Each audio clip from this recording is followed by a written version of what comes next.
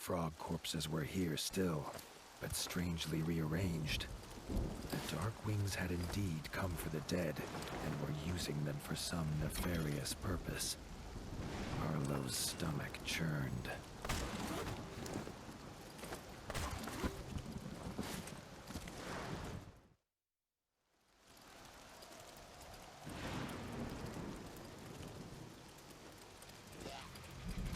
As they came to the top of the ruins, they saw Little John. His smile at the sight of his father was the last he ever made. In a flash of bad teeth, his young life was ended. Robin's rage was terrible. He charged at the Darkwing, unleashing a hail of arrows.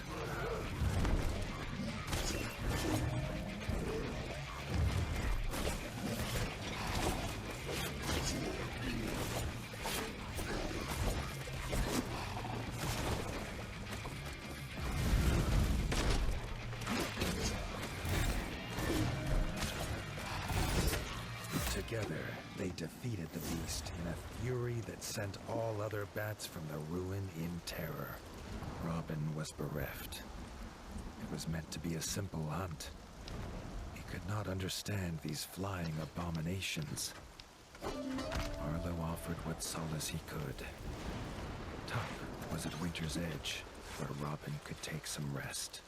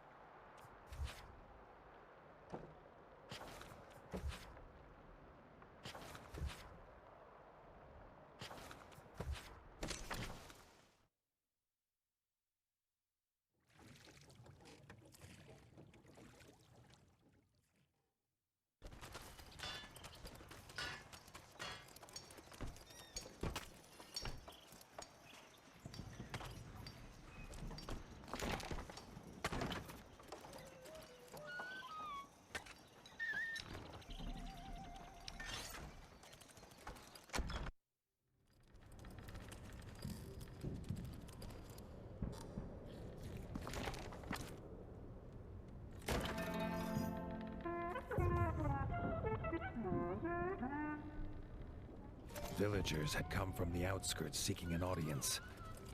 Arlo doubted they brought good news.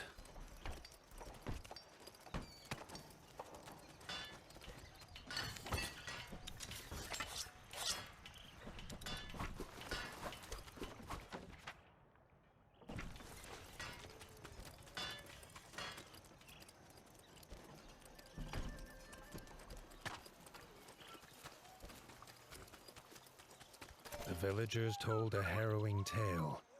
The Darkwings had returned in the night. The bat's thirst for destruction was not sated at Winter's Edge. Now, the outskirts needed his help.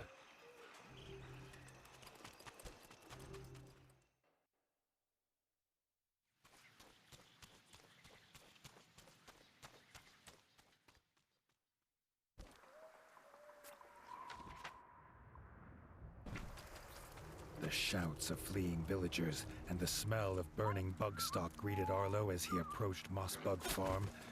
It was already overrun.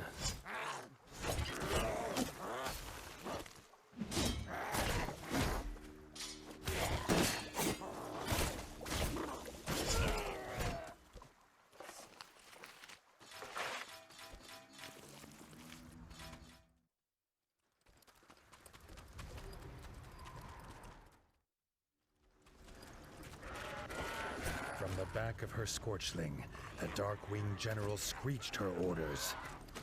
This one would pay for the death of her son. They turned their evil eyes on Arlo.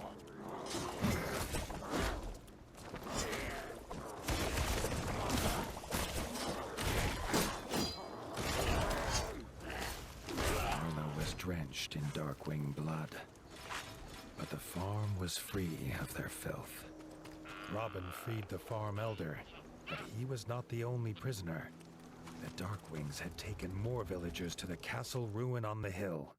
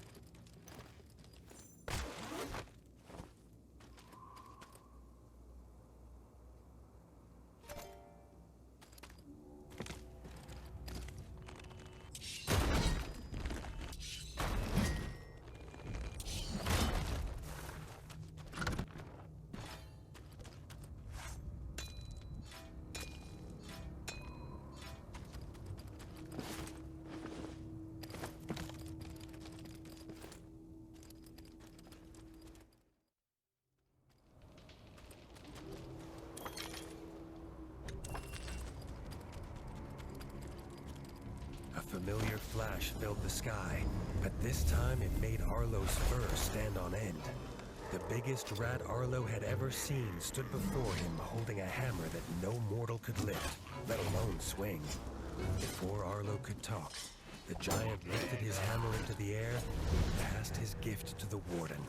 Arlo could feel the stranger's gift bouncing around inside his body.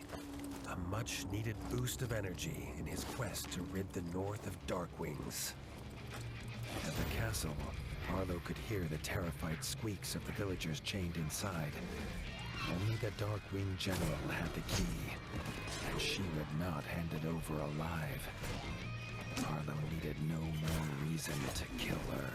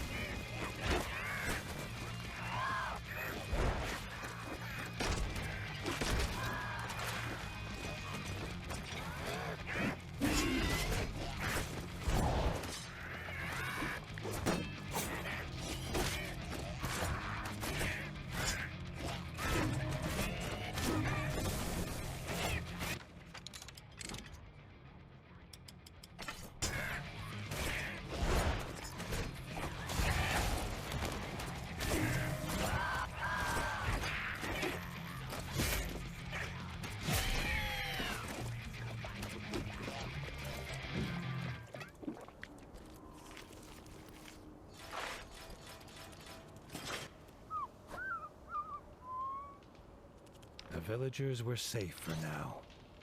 Arlo asked if they would help at the farm. The bug milk needed to flow again.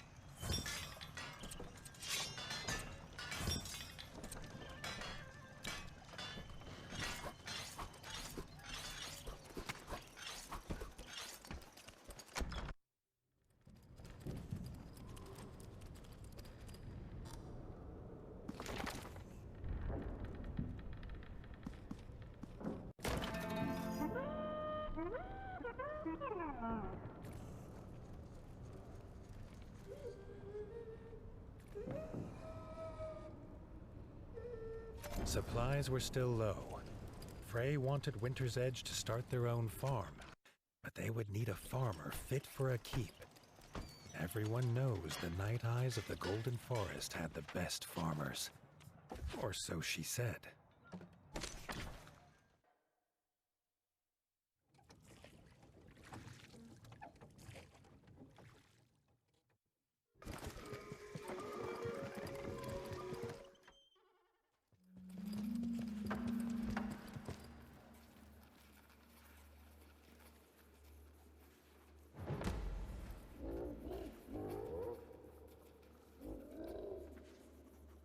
The elders had no time for the troubles of rat folk. They had troubles of their own. They told him to ask the Badger brothers. Arlo had liked the striped snouts and set off to find them. Approaching the mushroom farm, Arlo could hear Marco's voice calling an alarm for his brother. The warden's work, it seemed, was never done. Lorenzo had gone underground foraging for rare mushrooms but had not returned. Marco was sure something had happened. Arlo offered his help at once.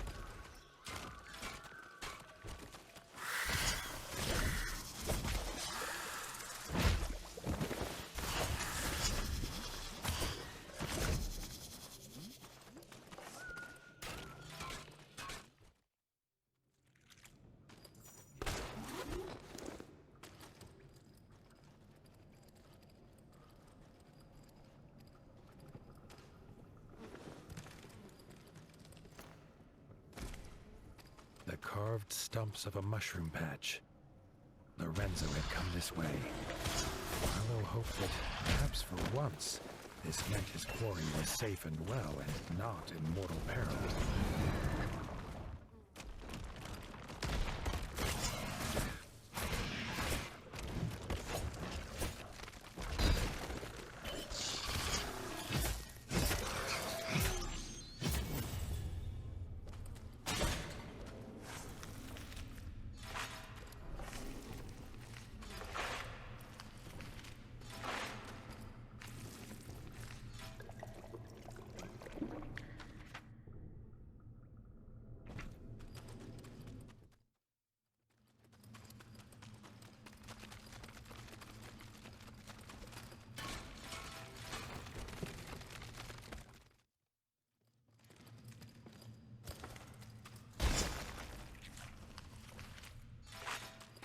This must be Lorenzo's basket. Why had he dropped it? Arlo moved faster, certain luck had once again abandoned him.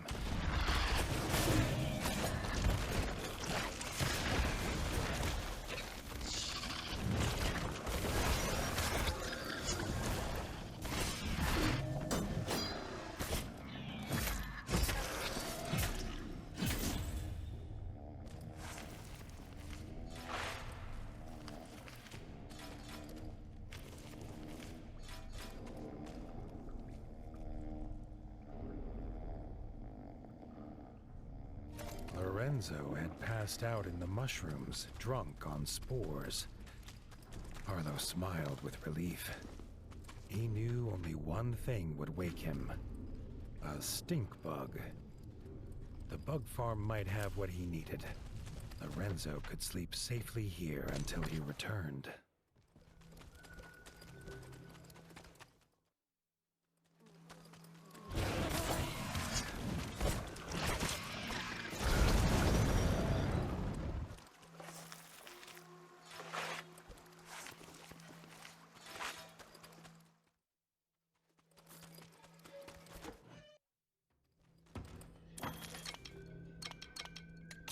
Arlo hoped the stink bug smell would not linger on him. The sooner he got to the sleeping Lorenzo, the better.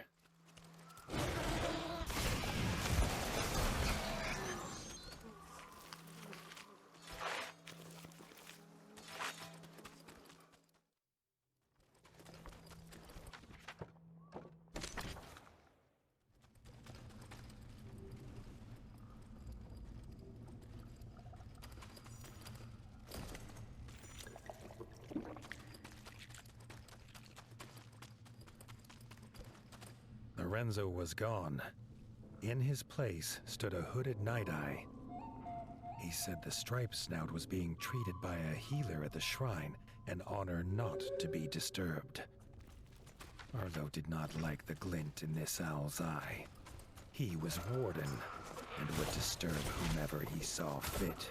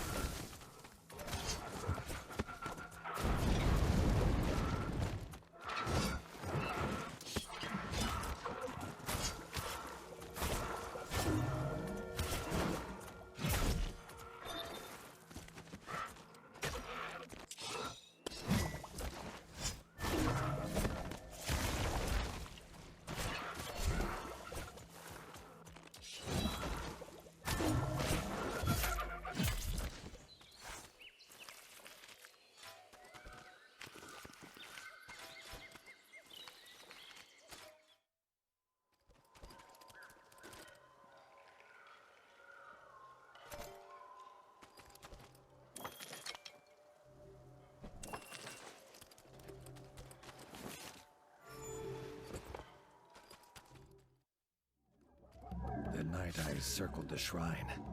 As Arlo looked closer, he saw Lorenzo, blood pouring from his arm. This strange cult of owls were no healers.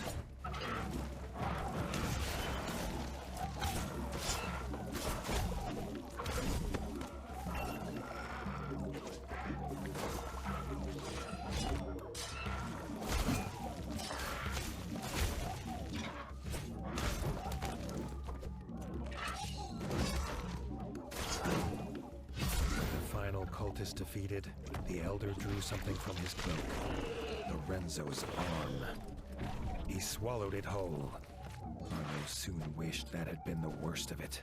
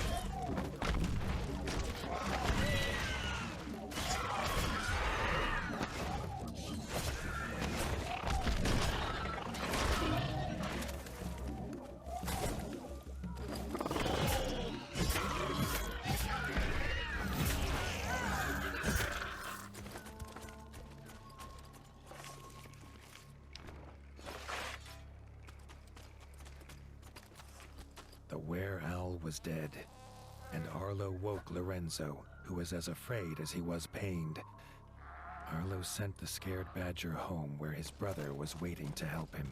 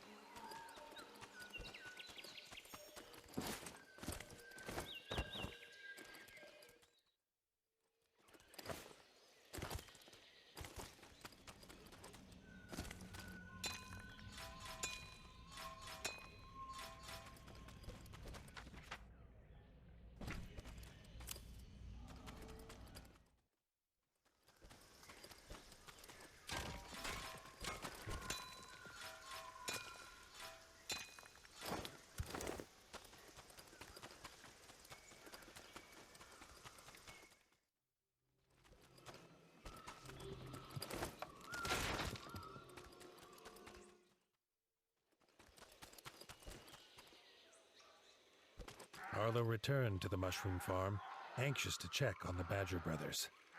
Grateful for the young warden's rescue, they offered to work the farm at Winter's Edge as soon as Lorenzo's wounds were healed.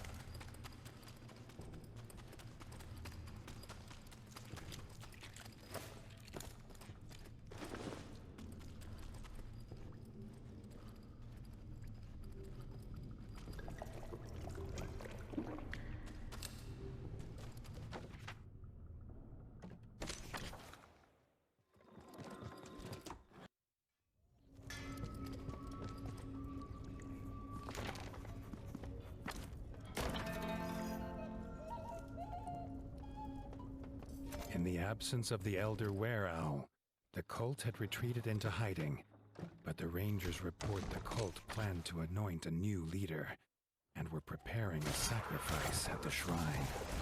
The sacrifice ceremony was underway. Arlo had only moments to stop it.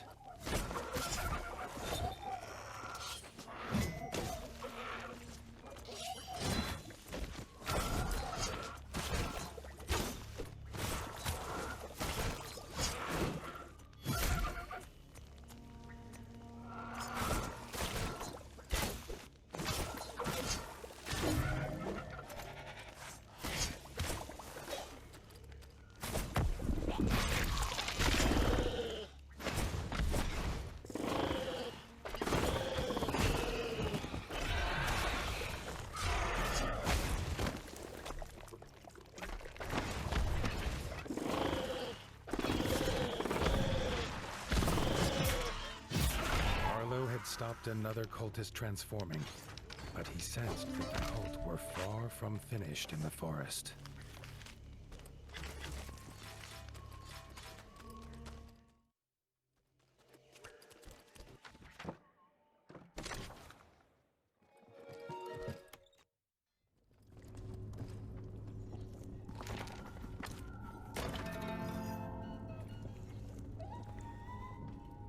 Sigrid had worrying news. Rumors of a banquet in honor of a newly transformed were-owl flew around the forest. This was Arlo's chance to put an end to the cult. These Night Eyes were transporting freshly butchered kills. The owl folk of the Golden Forest had forsworn meat generations ago. These were cultists headed to the feast.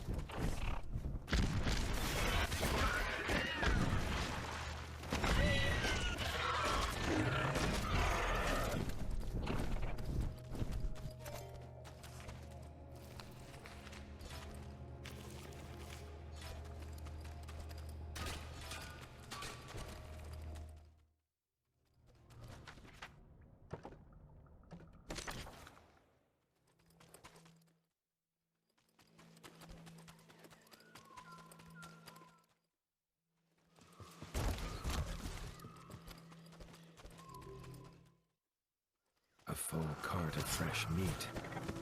This much meat surely meant the whole cult would be at the banquet.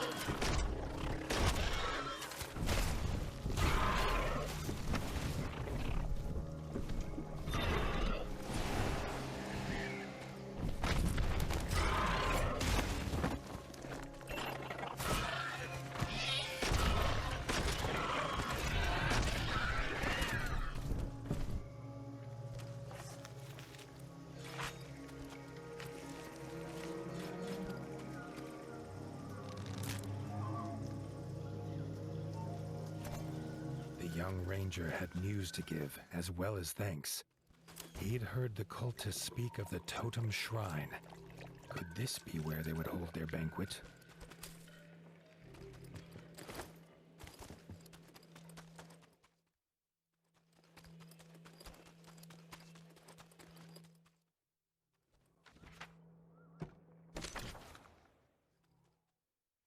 At the Totem Shrine, the scene was set for a bloody red banquet.